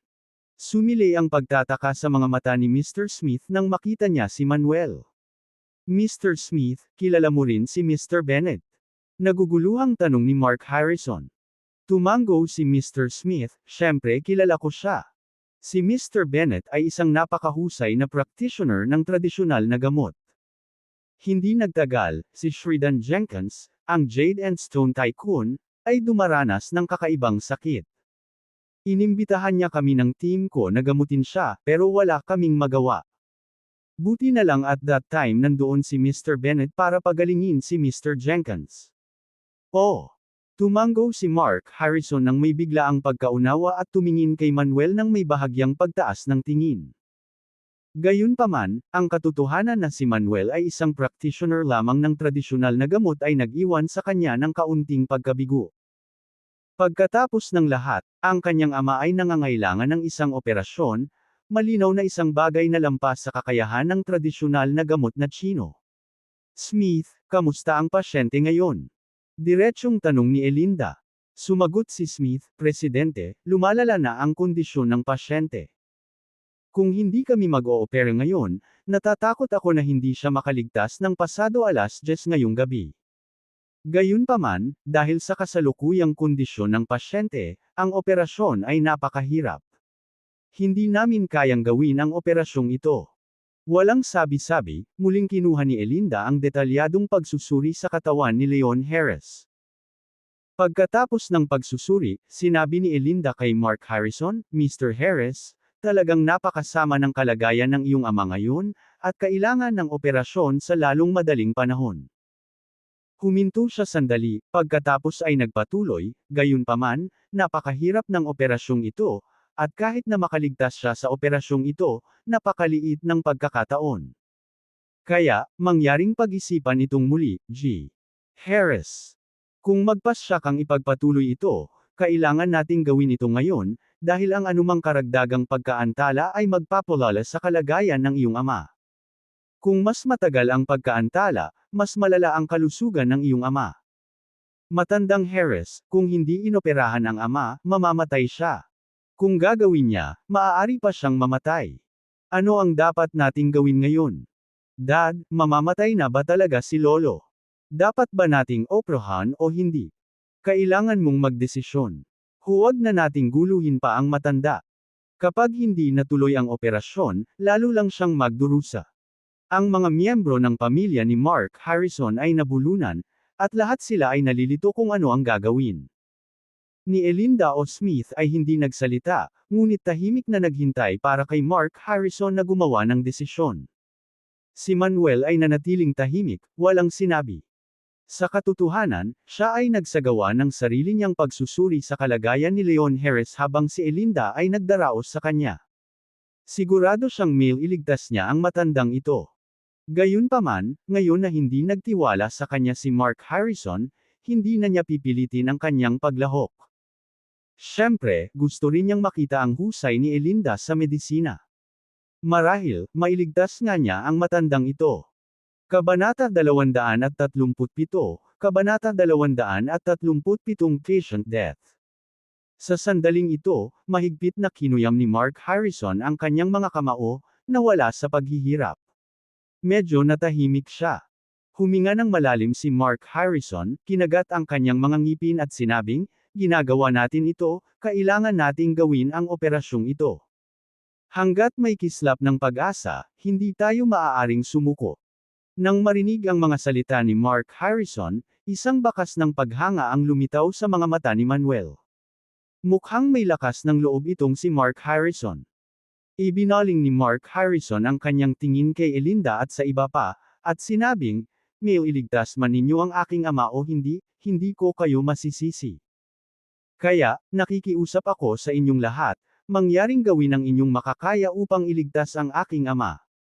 Sinabi ni Smith, makatiyak ka, Mr. Harrison, tiyak na gagawin namin ang aming makakaya. Mabilis na inihagis ni Elinda ang kanyang shoulder bag sa isang tabi, at sinabing, sige, putulin na natin ang usapan at maghanda ka agad. Oo. Malungkot na sagot ni Smith at ng iba pa. Makalipas ang kalahating oras. Tinulak ng mga nurse si Leon Harris sa operating room. Sina Elinda at Smith at ang iba pa ay tapos na ring maghanda at magsuot ng sterile suit, pagkatapos ay isa-isang lumipat sa operating room. Si Leon Harris at ang iba pa ay nagmamadaling pumunta sa operating room. Sumunod din si Manuel. Nakita niya na ang operating room ay gawa sa tempered glass, na nagpapahintulot sa mga nasa labas na makita ng malinaw ang sitwasyon sa loob. Alam niyang maaari niyang bantayan ang sitwasyon sa loob ng operating room anumang oras, sa wakas ay nakahinga ng maluwag si Manuel. Kung mailigtas ni Elinda at ng iba pa si Leon Harris mamaya, hindi na niya kailangan pang pumasok. Kung hindi siya mailigtas ng mga ito, hindi pa huli ang lahat para siya ay pumasok noon. Sa maikling panahon, nagsimula ang operasyon. Si Mark Harrison at ang iba pa ay buong kaba na nakatingin sa sitwasyon sa loob ng operating room, puno ng pangamba ang kanilang mga mukha. Nagdasal ang lahat na maging maayos ang operasyon. Si Elinda ang nangungunang surgeon kasama si Smith at ang iba pang nakikipagtulungan. Ang operasyon ay nagpapatuloy sa pamamaraan. Nang makita ang dumadaloy na proseso ng operasyon ni Elinda, lumitaw sa mga mata ni Manuel ang pagsang-ayon. Mabagal na lumipas ang oras, 1 minuto at 1 segundo pagkatapos ng isa pa. Bago nila namalayan, mahigit 1 oras na ang lumipas. Ang bawat hakbang sa ngayon ay naging maayos. Sa wakas, ang operasyon ay dumating sa pinakamahalagang sandali nito.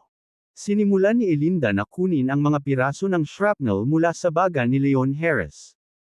Ngunit sa kalagitnaan ng pagbunot ni Elinda, biglaan, beep, beep, beep. Ang lahat ng mga monitor ay nagsimulang magpadala ng mga signal ng babala. President, ang pulmonary hemorrhage ng pasyente ay masyadong malaki, ang kanyang paghinga ay hindi pantay. Nagmamadaling iniulat ni Smith ang sitwasyon. Itigil kaagad ang pagdurugo, dagdagan ang dami ng dugo, palawakin ang dami ng sirkulasyon ng dugo, at mag-iniksyon ng adrenaline. Si Elinda, cool at composed, ay nagbigay ng mga order. Tumigil ang pagdurugo. Nadagdagan ang dami ng dugo. Lumawak ang dami ng sirkulasyon ng dugo. Adrenaline injected. Sa bawat utos na naisakatuparan, sa wakas ay nagtagumpay si Elinda sa pagtanggal ng unang piraso ng shrapnel, na kasing laki ng isang kuko. Matapos tanggalin ang unang piraso ng shrapnel, tinanong ni Elinda, kumusta ang kalagayan ng pasyente ngayon? Normal ang paghinga. Normal ang tibok ng puso. Normal ang dami ng dugo. Nang marinig ang mga ulat mula sa medical team, nakahinga ng maluwag si Elinda. Ituloy. Sa oras na ito, ang mga miyembro ng pamilya sa labas ng operating room, nang makitang matagumpay na naalis ni Elinda ang isang piraso ng shrapnel at si Leon Harris mula sa agarang panganib, ay labis na nasasabik. Tumango rin si Manuel bilang pagsang-ayon. Ang babaeng ito ay karapat-dapat na maging presidente ng Western Medicine Association, tiyak na mayroon siyang kakayahan. Higit pa rito, nagawa niyang manatiling kalmado at ganap na kalmado sa ilalim ng mga mapanganib na kalagayan ngayon, isang antas ng katatagan na hindi maaaring taglayin ng bawat doktor. Ang oras ay patuloy na lumilipas. Hindi nagtagal, lumipas ang 2 oras. Sinimulan ni Elinda na kunin ang pangalawang piraso ng shrapnel mula sa baga ni Leon Harris. Ngunit sa sandaling ito ang pangalawang piraso ng shrapnel ay tinanggal. Beep, beep, beep. Tumunog na naman ang alarm. President, dumarami na naman ang pagdurugo ng pasyente. Pwede ba nating itigil ang pagdurugo? Hindi na natin mapipigilan ang pagdurugo. President, masyadong malaki ang sugat ng pasyente sa baga, hindi na ito maaayos. Emergency suturing. Huli na. Dr. Elinda, humihina ang heartbeat ng pasyente. Ituloy ang adrenaline injection. Defibrillate. Hindi na effective ang adrenaline. Patuloy ang paghina ng tibok ng puso. 50, 30, 10. Tumigil ang tibok ng puso. Beep. Ang dating pabago-bagong electrocardiogram ay ganap na na-flatten kasama ng isang nakakatusok na tunog ng alarma. Lumiwanag din ang pulang ilaw sa entrance ng operating room. Hindi na itinuloy ni Elinda at ng iba pa ang sumunod na hakbang, nakatitig lang sila sa pasyenteng nasa operation table. Anong nangyayari? Bakit hindi natuloy ang operasyon? Nabigo ba ang operasyon? No way, imposible yun. Ang mga miyembro ng pamilya ni Leon Harris ay nagpahayag ng kanilang mga alalahanin, hindi maunawaan ang kasalukuyang sitwasyon. Nakadikit ang mga kamay ni Mark Harrison sa glass wall, duguan ang mga mata, misensinang nakatitig sa operating room, nanginginig ang buong katawan.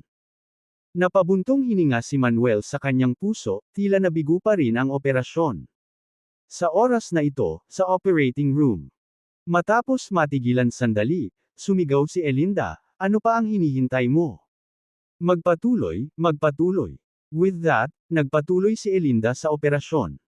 Mabilis na hinawakan ni Smith si Elinda at sinabing, President, nawala na ang heartbeat ng pasyente. Patay na ang pasyente, ang pagpapatuloy ng operasyon ay walang kabuluhan. Hindi pa siya patay, hindi pa patay ang pasyente. Elinda refused to accept the reality, I can continue the surgery, I can continue. Umiling si Smith, at sinabi sa ilang doktor, pigilan mo ang presidente, huwag mo siyang hayaang magpatuloy. Oo. Ilang doktor ang tumango, pagkatapos ay pumunta sa harap at pinigilan si Elinda. Tumalikod si Smith at lumabas ng operating room. Mr. Smith, kumusta? Kumusta ang tatay ko? Doktor, okay lang po ba ang lolo ko? Bilasan niyo pong sabihin sa amin.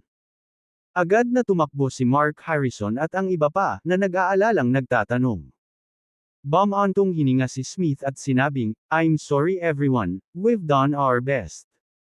Hindi, hindi, hindi, hindi patay ang tatay ko. Hindi patay ang tatay ko.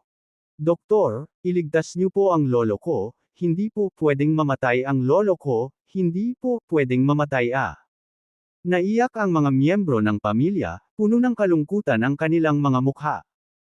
Si Mark Harrison ay nanatiling tahimik, ngunit ang mga luha mula sa kanyang mga mata ay patuloy na umaagos. Siya bilang isang taong may dugong bakal, laging nagbubuga ng dugo ngunit hindi luha. Ngunit ngayong marinig ang pagkamatay ng kanyang ama, tuluyan na siyang nabalisa, hindi napigilan ang kanyang mga luha. Mail iligtas pa ang pasyente, subukan ko. Sa sandaling ito, humakbang pasulong si Manuel. Agad na napalingon ang lahat kay Manuel. Smith helplessly said, Mr. Bennett, bagamat napakatalino ng iyong medical skills, patay na ang pasyente, kahit gaano pa kahusay ang medical skills, hindi ito makakapagbalik sa kanya. Mr. Bennett, kaya mo ba talagang iligtas ang tatay ko? Si Mark Harrison na parang nakakapit sa isang negel iligtas buhay na dayami, hinawakan ng mahigpit ang braso ni Manuel. Oo. Si Manuel ay bumigkas ng isang salita, at pagkatapos ay idinagdag, syempre, kung patuloy tayong magtatagal, kahit ako ay hindi na mailigtas ang iyong ama sa panahong iyon. Pumayag. Huminga ng malalim si Mark Harrison, tinitigan ng mariin si Manuel, Mr. Bennett, hanggat mail iligtas mo ang aking ama, ikaw ang magiging pinakadakilang benefactor ng pamilya Hana. Sa hinaharap, kahit anong tulong ang kailangan mo sa amin, hindi kami tatanggi. Tumango si Manuel, nang hindi na nagsalita pa, dumiretso siya sa operating room. Kabanata 238, Kabanata 238, ang tradisyonal na gamot ay maaari ring magsagawa ng operasyon. Mr. Bennett, hindi ka ba magsusuot ng sterile suit? Dali-dali siyang sinundan ni Smith papasok. Hindi ko kailangan yan. Sagot ni Manuel. Sa katunayan, siya ay protektado ng True Chi at hindi kailangang mag-alala tungkol sa impeksyon para sa kanyang sarili o sa pasyente. Nang sumara ang pinto ng operating room, muling tumingin sa operating room si Mark Harrison at ang iba pa. Sa katunayan, hindi pa rin naniniwala si Mark na kayang gawin ni Manuel ang mga operasyon ng kirurhiko o iligtas ang kanyang ama. Kung tutuusin, hindi pa niya narinig ang tradisyonal na gamot na nagsasagawa ng operasyon. Gayunpaman, wala nang ibang pagpipilian na natitira ngayon. Ang kanilang huling pag-asa ay may lalagay lamang kay Manuel. Sana may milagrong mangyari. Sa sandaling ito, nakita ni Elinda, na nakatayo sa harap ng operating table, si Manuel na papasok at biglang natauhan. Mr. Bennett, bakit ka pumasok? Naguguluhang tanong ni Elinda. Bahagyang ngumiti si Manuel at sinabing, syempre, para magligtas ng buhay. Magligtas ng buhay. Nangingilid ang luha sa mga mata ni Elinda habang nasasakal, patay na ang pasyente, at hindi ko na siya nailigtas. Magiliw na ngumiti si Manuel at sinabing, kung sasabihin kong hindi patay ang pasyente, hindi siya patay. Mail iligtas ko siya. Mr. Bennett, patay na talaga ang pasyente, kahit walang heartbeat. Sir, patay na po ang pasyente, huwag na po kayong gumawa pa ng gulo. Maliban kung ang isang immortal ay dumating sa lupa, walang makapagliligtas sa pasyenteng ito. At saka, hindi kayang oprohan ang tradisyonal na gamot. Sa sandaling ito, ang mga doktor mula sa koponan ni Smith at ang East Nation ay lahat ay nagsalita, hindi naniniwala sa mga salita ni Manuel.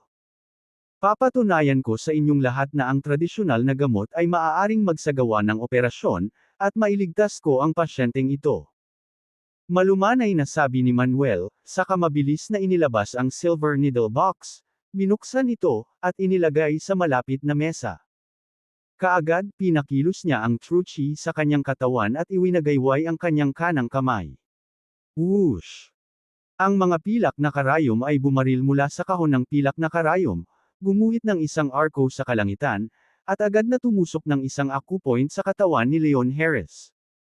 Sa sandaling iyon nang tumusok ang pilak na karayom. Beep, beep, beep. Ang dating tahimik na operating room ay biglang umalangaw sa mga ingay.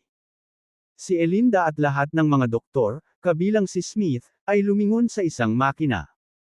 Ang susunod na segundo. Hindi napigil ang mapabulalas ni Smith, Diyos ko, totoo ba ito? Nag-resume na talaga ang heartbeat ng pasyente. Paano ito posible? Malinaw na tumigil ang tibok ng puso ng pasyente. Immortal ba ang batang ito? Paano niya nagawa? Hindi ka panipaniwala.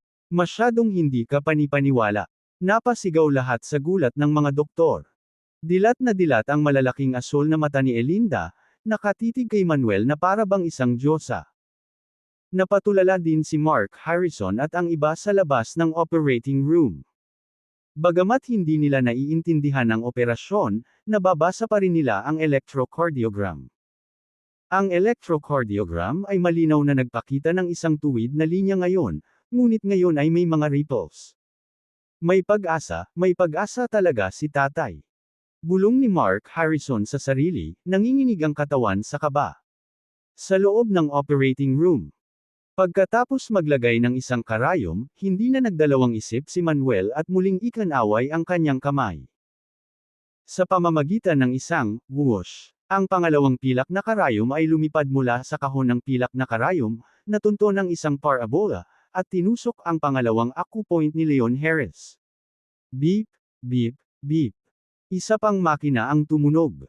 Oh, my goodness! Nagpatuloy na ang paghinga ng pasyente. Bulalas ng isang doktor. Nanlaki ang mga mata ni Elinda at Smith habang hindi makapaniwalang nakatingin kay Manuel. Sabi ng isang medyo may edad na doktor na may salamin, nanaginip ba ako? Sa dalawang karayom lang, naibalik na ang tibok ng puso at paghinga ng pasyente. Matapos maibigay ang pangalawang karayom, hindi huminto si Manuel at muling iwinagayway ang kanyang kanang kamay. Whoosh! Whoosh! Whoosh! 7 pang pilak na karayom ang bumaril mula sa silver needle box, gumuhit ng 7 arco sa hangin, at tumusok sa 7 acupoint sa katawan ni Leon. Habang nahulog ang 7 karayom. Tumulo, tumulo, tumulo. Nagsimula na ring gumawa ng ingay ang ikatlong makina. Tumigil na ang pagdurugo ng pasyente. Sa sobrang tuwa ni Smith ay muntik na siyang mapatalon. Naibalik na ang vital signs ng pasyente. Tuwang-tuwa rin ang isang doktor kaya hindi niya napigilan ang sarili. Masyadong hindi ka panipaniwala, sobrang hindi ka panipaniwala. Sa pamamagitan lamang ng 9 na pilak na karayom, ang tibok ng puso ng pasyente ay naibalik, ang paghinga ay naibalik, kahit na ang pagdurugo ay natigil. Ito ay isang himala sa kasaysayan ng medikal. Bulalas din ng ibang mga doktor, puno ng excitement at gulat ang mga mata. Sinulyapan ni Manuel ang mga doktor at sinabing, ano pa ang hinihintay mo? Bilasan mo at bigyan ng dugo ang pasyente. Agad na natauhan si Elinda at agad na nagutos, magbigay ng pagsasalin ng dugo sa pasyente, 1,500 mililitro. Laging bigyang pansin ang mga vital sign ng pasyente at makipagtulungan sa bawat aksyon ni Mr. Bennett. Oo. Sumagot si Smith at ang iba pang mga doktor, pagkatapos ay ginawa ng bawat isa ang kanilang mga gawain, abala sa kanilang sarili. Sinulyapan ni Elinda ang lahat ng kagamitan at tinanong si Manuel, Mr. Bennett, ano ang susunod nating gagawin? Sagot ni Manuel, ang susunod, syempre, ay tanggalin ang mga shrapnel na natitira sa katawan ng pasyente. Kailangan mo lang makipagtulungan sa akin. Sige. Tumango si Elinda bilang pagsang-ayon. Kumpleto na ang pagsasalin ng dugo. Sa oras na ito, pinaalalahanan siya ni Smith. Tumango si Manuel at naramdaman ang lokasyon ng pangalawang shrapnel sa baga ng pasyente. Kaagad, ang kanyang kanang kamay ay nakataas, ang kanyang hintuturo at gitnang mga daliri ay magkadikit, pinalamutian ng isang stream ng true chi, dahan-daang hinihiwa sa hangin patungo sa baga ng pasyente. Sa sandaling ito, ang mga daliri ni Manuel ay tila nag-transform sa isang matalas na gininto ang scalpel. Sa sandaling dumaan ang kanyang mga daliri, isang hiwa ang agad na ginawa sa baga ng pasyente. Pagkatapos ang kanang kamay ni Manuel ay nag-transform sa isang palad at nagpatuloy sa pagpapakilos sa tunay na chi. Pinapakilos ang true chi, nabuo ang isang gintong whirlpool sa gitna ng kanyang palad, na naglalabas ng malakas na puwersa ng pagsipsip. Wala pang ilang segundo. Whoosh! Ang isang shrapnel na kasing laki ng kalahating takip ng kuko ay direktang inilabas mula sa baga ng pasyente. Ikinaway ni Manuel ang kanyang kanang kamay, at sa isang clink, nahulog ang shrapnel sa isang tray sa malapit na mesa. Natanggal na ang pangalawang piraso ng shrapnel. Puno ng saya ang mga mata ni Elinda habang nagmamadaling nagtanong, kumusta na ang kalagayan ng pasyente? Normal ang lahat. Sagot ni Smith. Napakagaling. Nakakuyom ang mga kamao sa pananabik ni Elinda. Hindi pinansin ni Manuel ang iba at gumawa ng isa pang paghiwa sa baga ng pasyente, sinipsip ang ikatlong piraso ng shrapnel. Pagkatapos noon, hindi na tumigil si Manuel at sinimulang tanggalin ang shrapnel sa kidney ng pasyente. Sa sandaling ito, si Manuel ay lubos na nakatuon, hindi ginulo ng anumang bagay, nakikipaglaban para sa buhay ng pasyente laban sa hari ng impyerno. Wala pang 5 minuto. Ang dalawang natitirang piraso ng shrapnel sa bato ng pasyente ay tinanggal din. Matapos tanggalin ang shrapnel ng bato, lumipat ang tingin ni Manuel sa puso ng pasyente. Bagamat mayroon lamang isang piraso ng shrapnel sa puso ng pasyente. Ngunit ang puso ay isa sa mga pinakakritikal na organo ng katawan ng tao, na walang puwang para sa mga pagkakamali, kahit na ang kaunting kawalang ingat. Napanatili ni Manuel ang napakataas na antas ng konsentrasyon, pinaandar ang kanyang heavenly eye, at hinanap ang natitirang shrapnel sa puso ng pasyente. Ilang sandali pa. Tinukoy ni Manuel ang eksaktong lokasyon ng shrapnel. Sa sandaling nakumpirma niya ang lokasyon, hindi na siya nagdalawang isip ang hintuturo at gitnang daliri ng kanyang kanang kamay ay nagsara, pinakilos ang true chi upang muling mag-transform sa isang matalim na scalpel, dahan-daang hinihiwa ang isang bahagi ng puso ng pasyente. Isang hiwa ang ginawa sa puso ng pasyente ng sabay-sabay. Sa kabila ng mga pilak na karayom na huminto sa pagdurugo, ang pagkawala ng dugo mula sa puso ay malaki pa rin. Kabanata 239, Kabanata 239, isang bayani ang lumitaw mula sa kabataan. Nakita ni Manuel ang sitwasyon at sumigaw, ituloy ang pagsasalin. Nag-utos din si Elinda, ituloy ang pagsasalin, 500 mililitro. Si Smith at ang iba ay hindi nagdalawang isip at agad na tinupad ang utos. Sa maikling panahon, tapos na ang pagsasalin. Paalala ni Smith sa kanya. Tumango si Manuel, at ang kanang palad ay nakaharap sa puso ng pasyente. Ang tunay na chi ay agad na pinakilos, sumambulat sa isang malakas na puwersa ng pagsipsip. Whoosh! Sa sandaling iyon, ang mga shrapnel na natitira sa bahagi ng puso ay sa wakas ay lumipad palabas. Matapos gawin ang lahat ng ito, nakahinga ng maluwag si Manuel at sinabing, tapos na. Ang mga shrapnel sa baga, bato, at puso ng pasyente ay natanggal na. Klang! Nang mahulog ang huling piraso ng shrapnel sa tray at tumunog ay nagising ang lahat ng doktor sa operating room. Diyos ko, ito ay hindi lamang isang himala, ito ay isang banal na himala. Langit, kaya ang tradisyonal na gamot ay maaari talagang magsagawa ng operasyon. Hinding-hindi ko makakalimutan ang operasyong ito sa buhay ko. Mr. Bennett, ikaw ay tunay na isang divine doctor, ang unang divine doctor sa mundo. Ang sigaw ng pagkamangha at paghanga ay napuno ng hangin, habang ang mga doktor ay tumingin kay Manuel na may pagsamba sa mga mata. Naramdaman ni Manuel ang vital signs ng pasyente at sinabing, normal na ang vital signs ng pasyente. Susunod, magsisimula na tayong magtahi. Oo. Sumagot sina Elinda at Smith at nagsimulang magtahi.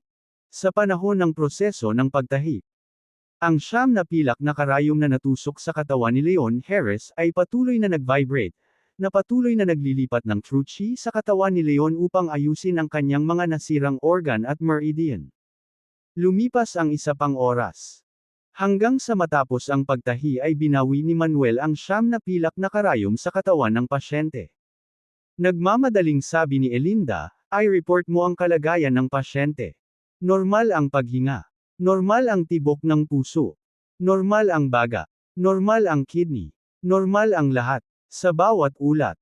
Ginawa namin, matagumpay ang operasyon." Sumabog ang cheer sa operating room. "Salamat, Mr. Bennett, sa pagpapakita sa amin ng himala ng gamot. Salamat, Mr. Bennett, sa pagpapakita sa amin ng mahika ng tradisyonal na gamot. Mr. Bennett, isang karangalan na makasama ka sa imposibleng operasyong ito." Sina Elinda, Smith, at lahat ng mga doktor na naruroon ay yumuko ng malalim kay Manuel. Sila ay nagkaroon ng walang katapusang paghanga, paggalang, at pasasalamat para sa kanya. Sa oras na ito, sa labas ng operating room. Nang makitang nagsisigawan ang mga doktor sa operating room, medyo natarante si Mark Harrison at ang iba pa. Anong nangyayari ngayon? Naging matagumpay ba ang operasyon? Talaga bang naging successful ang operasyon? Ibig sabihin ligtas na ang tatay ko. Nagsimulang mag-usap ang lahat, puno ng kaba at pangamba ang kanilang mga mata. Si Mark Harrison ay nakatitig ng mabuti sa operating room, ang kanyang puso ay nabalisa din.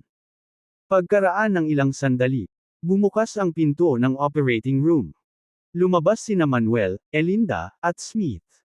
Paano nangyari ang operasyon? Nabuhay ba ang aking ama? Si Mark Harrison at ang iba ay nagmamadaling bumati sa kanila. Tumawa si Smith at sinabing, "Lahat, ang operasyon ay matagumpay, at ang lahat ng mga shrapnel sa katawan ng pasyente ay naalis na. Siya ngayon ay ganap na wala sa panganib." Oh my God, is this true? The surgery was really successful. Ang aking ama ay buhay, mahusay, ito ay kahanga-hanga.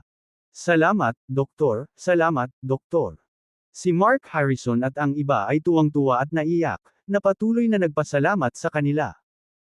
Ikinaway ni Elinda ang kanyang kamay at sinabing, "Hindi magiging matagumpay ang operasyong ito kung wala ang tulong ni Mr. Bennett. Kung gusto mong magpasalamat sa isang tao, salamat kay Mr. Bennett." Salamat, Mr. Bennett. Ang mga miyembro ng pamilya ni Leon ay yumuko lahat kay Manuel bilang pasasalamat. Lumuhad pa si Mark Harrison na may kumakatok, ang kanyang mga mata ay namumula sa pasasalamat, at sinabing, "Mr. Bennett, salamat sa paggamit mo ng iyong kamanghamanghang mga medikal na kasanayan upang iligtas ang aking ama. Pinagdudahan ko ang iyong mga kasanayan sa medikal noon at naisip ko na ang tradisyonal na gamot ay hindi maaaring magsagawa ng operasyon. Napakatanga ko. Mula ngayon, ikaw na ang aming magiging dakilang benefactor. Mangyaring tanggapin ang aking busog." Kasabay nito, malapit nang yumuko si Mark Harrison kay Manuel. Mabilis na humakbang si Manuel, tinulungan si Mark Harrison na tumayo, at nakangiting sinabi, "Mr. Harris, hindi na kailangang maging magalang. Isinakripisyo ni Mr. Hedy ang lahat para protektahan ang bansa at ang mga mamamayan nito noon. Siya ay isang bayani sa bansa at sa mga mamamayan nito. Iginagalang ko ang karakter ni Mr. Hedy, at tungkulin kong tulungan siyang gumaling. Salamat, salamat." Mahigpit na hinawakan ni Mark Harrison ang braso ni Manuel, puno ng walang katapusang pasasalamat ang kanyang mga mata. Sa sandaling ito, itinulak ng ilang doktor ang isang hospital bed palabas ng operating room. Nagising na si Leon na orihinal na walang malay. Ama, lolo. Agad siyang pinalibutan ng mga kapamilya ni Leon. "Pare, gising ka na." Nakadagan din si Mark Harrison. Tumingin si Leon sa kanyang mga kapamilya, bumantong hininga, "Nandito kayong lahat, akala ko hindi na ako makakalagpas sa oras na ito."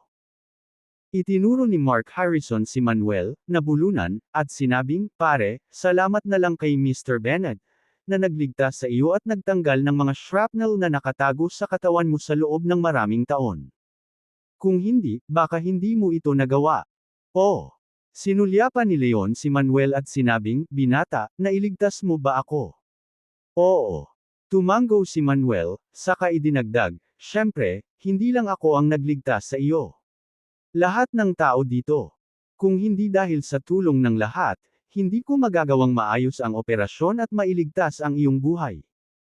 Nang marinig ang mga salita ni Manuel, sina Elinda, Smith, at ang iba pang mga doktor ay tumingin sa kanya ng may bagong paggalang.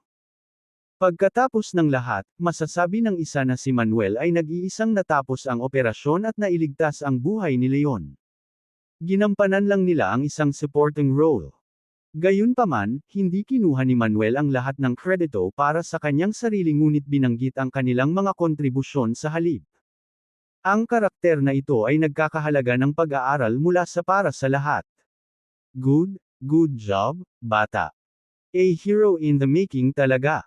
Tumingin si Leon kay Manuel na may paghanga at pasasalamat sa kanyang mga mata. Ngumiti si Manuel at sinabing, Mr. Hedy, ikaw ang tunay na bayani. Hahaha, anong klaseng bayani ako? That all belongs to the past.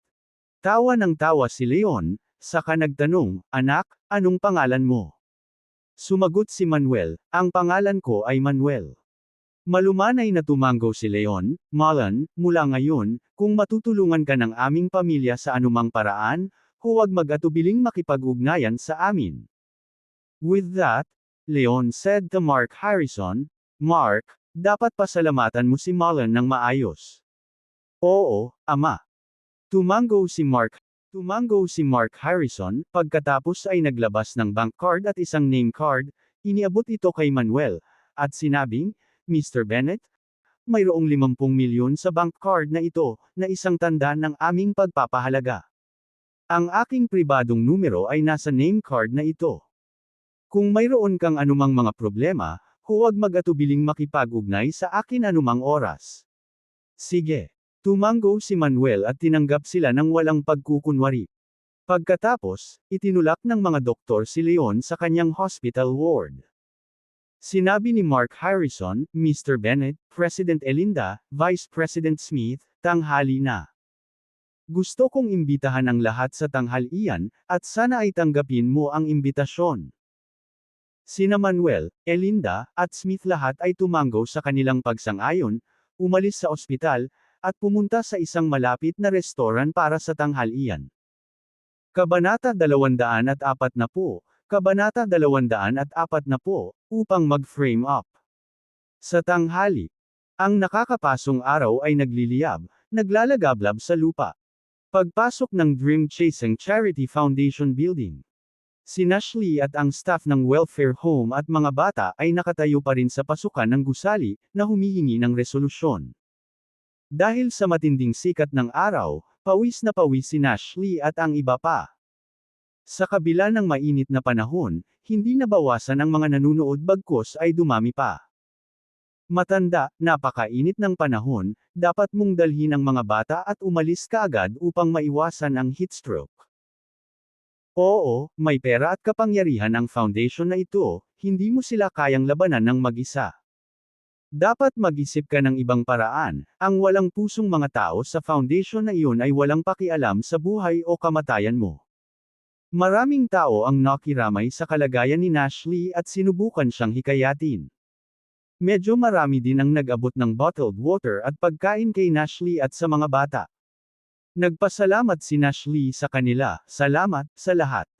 Alam kong mabuti kayong lahat, ngunit hindi ako aalis ngayong araw maliban kung bibigyan ako ng paliwanag ng pundasyon. Eksakto, dapat nilang ibalik ang pera natin, kung hindi, hindi tayo aalis. Hindi natin maaaring pabayaan ang walang pusong mga taong ito. Kung hindi, lalo lang nilang aibuli ang mga welfare home sa hinaharap. Nagtakip din ang mga tauhan at ayaw umalis. May nagmungkahi, ang pagtayo sa pintuan ay walang solusyon. Bakit hindi namin kayo samahan sa loob para hanapin ang presidente ng foundation? Siguradong nilunok niya ang pera. Oo, sabay-sabay tayong lahat sumakay. Matanda, handa kaming tulungan ka. Talagang hindi natin hahayaan ang masasamang tao na kumilos ng mayabang.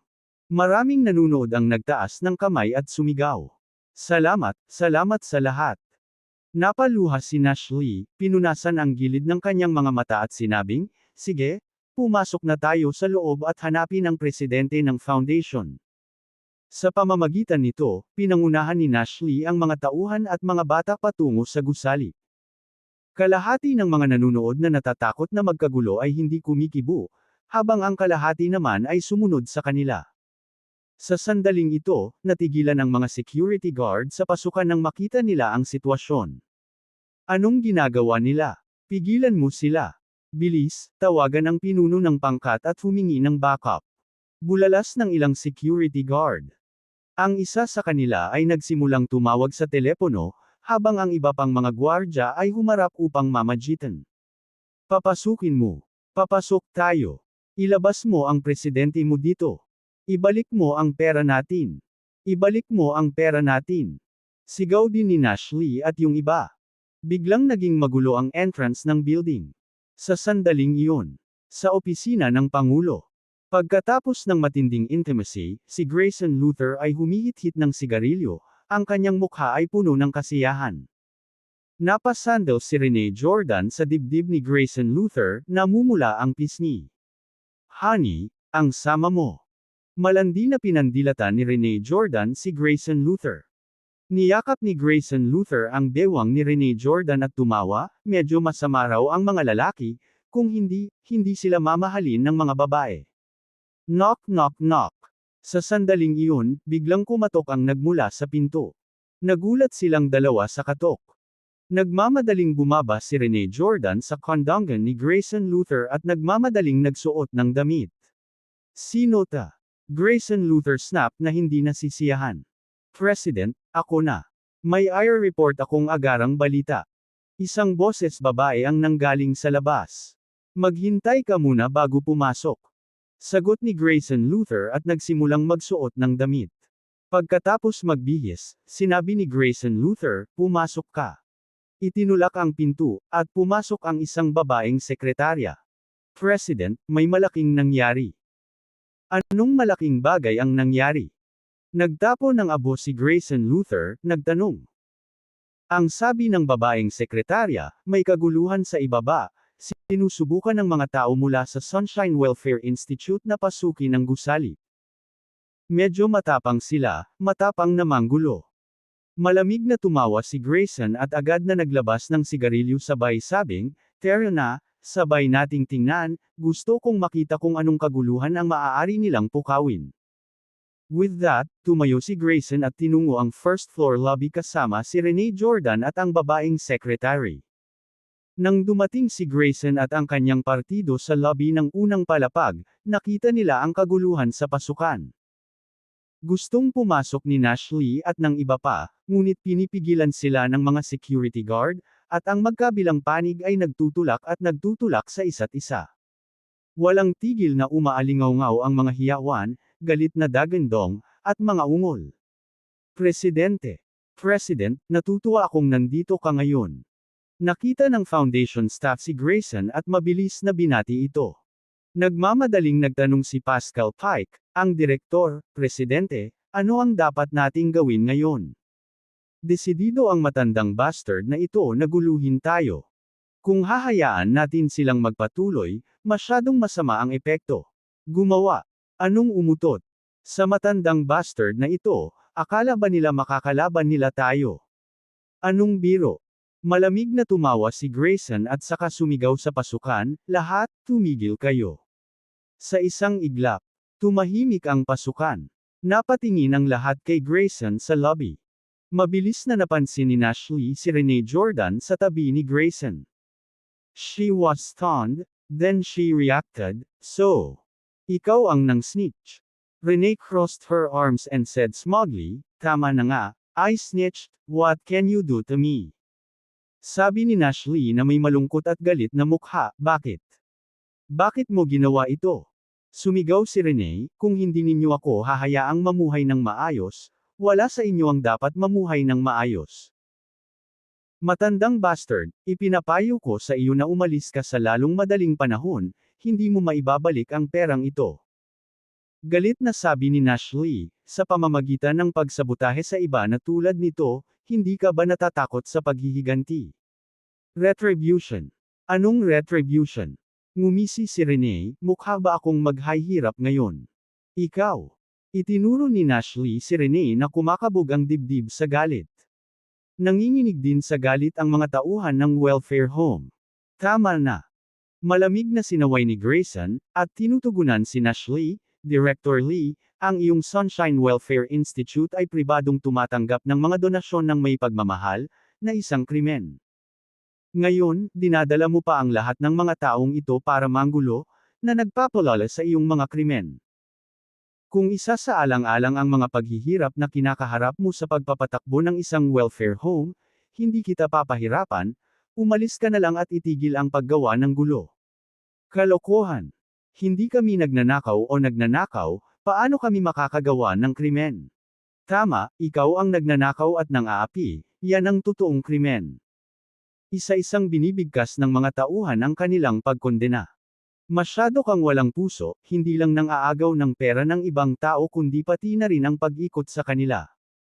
Ibalik mo na lang ang pera sa kawawang matandang babae, hindi madali para sa kanya. Nakiisa rin ang mga nanunood sa pagkondena. Kahit sino ay makakarinig na sinusubukan ni Grayson na magdagdag ng higit pang mga singil sa kanila, binabalangkas niya ang mga ito. Nanlamig ang mukha ni Grayson, galit na tumitig kay Ashley, "Old bastard, are you leaving or not?" Ashley gritted her teeth and said, "Kung hindi mo ibinalik ang pera, hindi kami aalis." Fine, napakahusay. Lumakas ang galit ni Grayson, hinailan niya ang kanyang kwelyo, inutusan ang mga security guard, sipain sila. Kung may hindi umalis, gumamit lang ng dahas, pananagutan ko ang anumang kahihinatnan. Oo, Presidente. Isang grupo ng mga security guard ang roomspan, pagkatapos ay agad na naglabas ng kanilang mga batuta at nagsimulang itaboy ang mga tao. Si Ashley at ang iba ay ayaw umalis, kaya ang mga security guard ay gumamit ng puwersa, ang kanilang mga batuta ay tumama sa kanilang mga katawan.